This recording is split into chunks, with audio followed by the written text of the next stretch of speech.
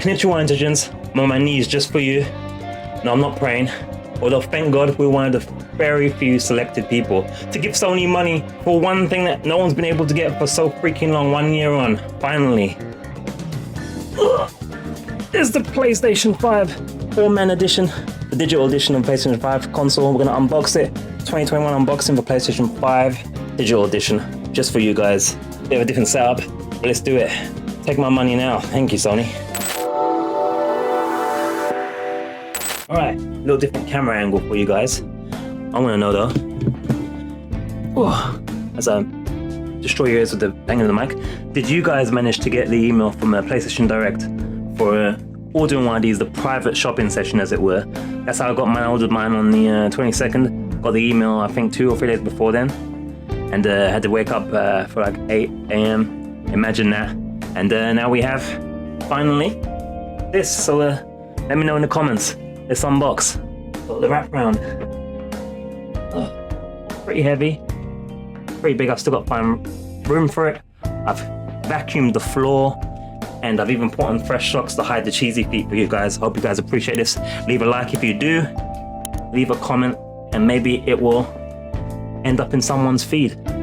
Like never before. Lightning speed, breathtaking immersion, stunning games. Well, it's gonna upgrade my PS4, so hopefully probably edit a bunch of this stuff out or not, depending on how lazy I am. And it causes as little damage to the box as possible here, but not really happening. Alright, here we go. That's the same style of opening they had for the PlayStation 4 actually. Let's look for this. There we go. These out. Have a not as sexy looking white box underneath. That's okay. We have instructions showing us what we're meant to do here. No, this way, yeah. This will work like that. Alright, let's do that. Oh gosh, jeez. That dropped though. I wasn't trying to do that on purpose. Let's come out first. Okay. In this box, the first box on top here, we have guarantee, just in case of information. The model is CF1 116B. I think that's usually the model of the thing. Safety guide, Quick-Start guide. Yeah, I mean, it should be simple enough to set up. I'm sure we're not gonna have any problems there. Hopefully the audio is all good. I'm doing a very garage setup here, guys, so I hope you can bear with me and not leave too many dislikes, because they've hidden the dislike button soon anyway. Got some color pictures in here as well, which is quite nice. Ordered it yesterday, came today. Arrived at about 10:13 AM. It's now 4 hour cable, so standard connector. All good. Guessing this is the controller. Now, if you've seen my PlayStation for PC controller review, you know we've already got one of these. This is my one I use for the PC. Practically identical as you'd expect. It's very nice. Feels just as good. It was an official controller I bought, so it's the same thing basically. I remember with the controller on PlayStation, you have the adaptive triggers, which acts as like resistance if your gun is glitched, for instance. Or if you're firing a machine gun, the other day I was using this with the Far Cry, hitting the camera, with Far Cry 6 on the PC, and really good adaptive feedback in the trigger in there. Really good. So it's a really cool controller.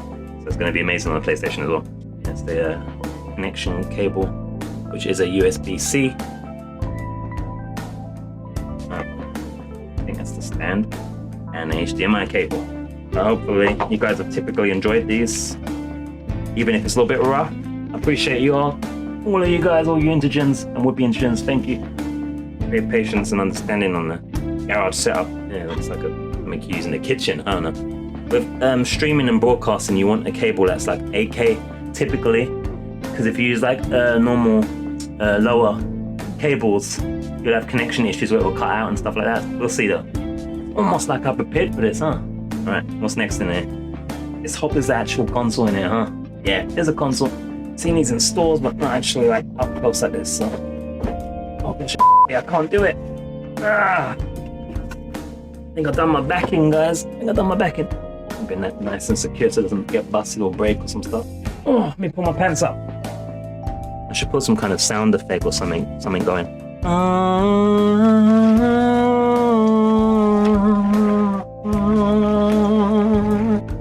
I guess I kind of did.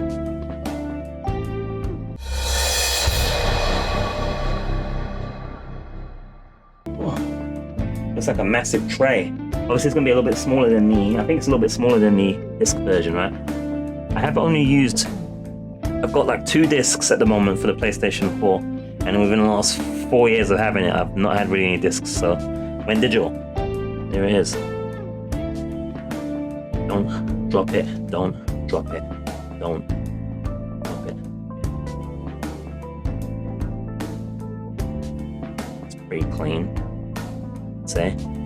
I think mine is going to be standing compared to PlayStation. This won't fit in there actually. I guess those are ventilation vents, power connector, HDMI connector there, LAN, Ethernet cable input there. Turn the mic a bit. 2 USB inputs there. I'm not sure what that is. I know there's meant to be a part where you can put in a SSD, extra SSD. That's a top of pretty heavy. And then you have USB-C connector in the front there. USB, right? That's the power button, by the way, there. PlayStation logo just there. I think it looks very slick and nice. Got no issues with it. Nothing's moving around in there, which is always good. Because if something's moving around in there, it means that might be busted up. So let's see if I record a session of connecting it all up. I'm not sure if I will or not, but if it is, it'll be in the back of the video after editing, post-production, so there you go.